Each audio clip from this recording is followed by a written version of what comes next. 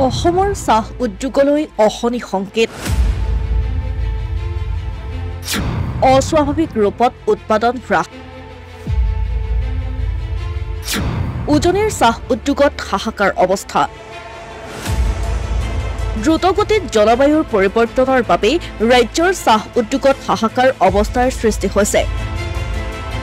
চাহ খেতিয়কৰ বাবে উত্তম জলবায়ু বুলি জনাজাত উজনি অসমত বৰ্তমান দেখা গৈছে এক অভাৱনীয় পৰিস্থিতি বৃহৎ চাহ কোম্পানীৰ বাগিচাসমূহত অস্বাভাৱিকভাৱে পাতৰ উৎপাদন হ্ৰাস হোৱা পৰিলক্ষিত হৈছে চাহনগৰী ডুমডুমাৰ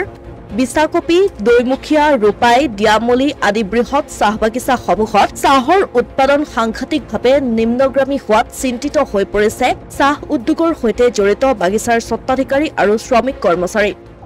बागान के सरदार लगी और हमदर बागान में मोटा मोटी यही 16 नंबर सेक्शन लगे तो थोड़ा थोड़ी पता देखा चाहिए बाद बाकी सेक्शन में तो पता और कम नहीं खे जखन से बर्फ पखना गिरले पत्थर उस समय से मैंने थोड़ा डाउन हो जाए पता हमदर साइड में 3000 4000 एक दिन में माने উল্লেখ্য যে এপ্ৰিল মাহত প্ৰচুৰ পৰিমাণে বৰষুণ আৰু শিলাবৃষ্টিৰ লগতে অস্বাভাৱিকভাৱে নৱেম্বৰ মাহৰ দৰে বতৰৰ তাপমাত্ৰা কমি অহাত মে মাহৰ আৰম্ভণিৰ পৰাই বাগিচাবিলাকত চাহৰ উৎপাদন হ্ৰাস হোৱা পৰিলক্ষিত হৈছে